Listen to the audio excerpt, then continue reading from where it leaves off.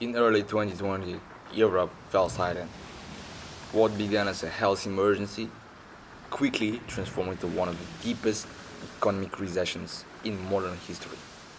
Restaurants closed, flights stopped, and millions stayed home. Within months, decades of economic growth just purely vanished. COVID-19 didn't only attack human lungs, it attacked the lungs of the European economy.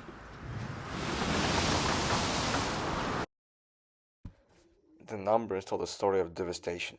In 2020, the European Union's GDP shrank by 5.9%, marking the worst recession since World War II. Spain's economy contracted by 10.8%, Italy's by 8.9%, and France's by 7.9%. Tourism dependent nations were hit hardest. International arrivals fell by 74%, loss of over 500 billion euro in revenue. Over 30 million workers were temporarily unemployed under emergency furlough schemes. The International Labour Organization estimates that Europe lost 7.4% of total working hours, equivalent to 12 million full-time jobs. For millions, the world has simply stopped turning. The markets reacted instantly. In March 2020, the Euro Stoxx 50 index, Europe's leading stock benchmark, plunged by nearly 35% in just 3 weeks. Oil prices collapsed to their lowest in 2 decades. Consumer confidence fell to historic lows, while business investments froze. The world had entered a sudden freeze, an economic coma caused not by war, but by fear and lockdowns. But Europe didn't surrender. Governments across the continent launched the largest stimulus effort in modern European history. In Germany, the state injected 353 billion euros to support business and families. France announced a 100 billion euro recovery plan called France Relance. Italy and Spain provided emergency subsidies, rent relief, and unemployment benefits to millions. Meanwhile, the European Central Bank launched its pandemic emergency purchase program, buying over 1.8 trillion euros in bonds to stabilize markets and ensure liquidity. In July 2020, the European Union agreed on the historic Next Generation EU Recovery Fund, worth 750 billion euros, a symbol of unity in the face of disaster. It was designed not just to repair, but to transform, to invest in green energy, digital infrastructure, and future resilience. But not all nations recovered equally. Northern European economies like Germany, the Netherlands, and Sweden bounced back faster, supported by strong manufacturing and the digital industries.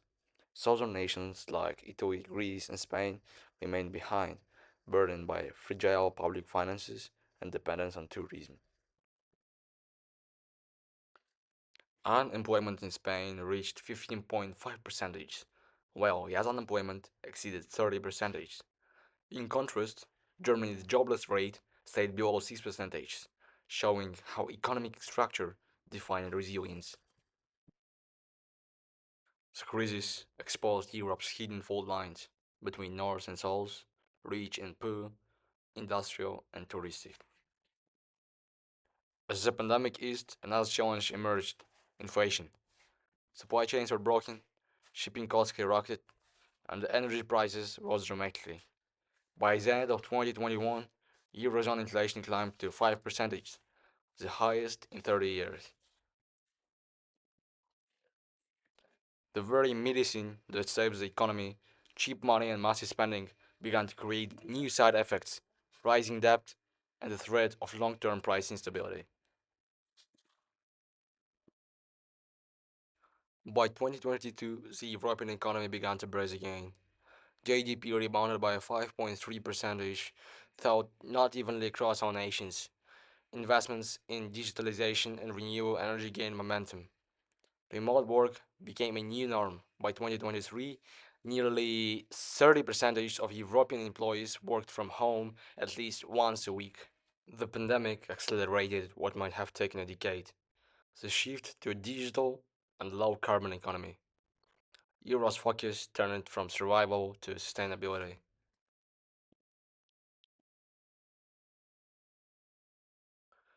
The COVID-19 crisis left lessons carved deep into the fabric of Europe.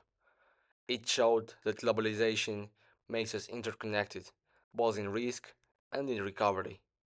It proved that strong public institutions, healthcare systems, and social protections are not expenses. They are investments in resilience. And reminded leaders that unity, not isolation, is Europe's greatest economic weapon.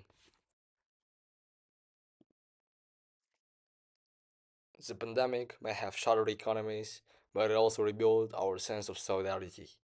From fear came innovation, from loss came understanding. The invisible enemy revealed what truly sustains an economy, not just markets or policies, but people.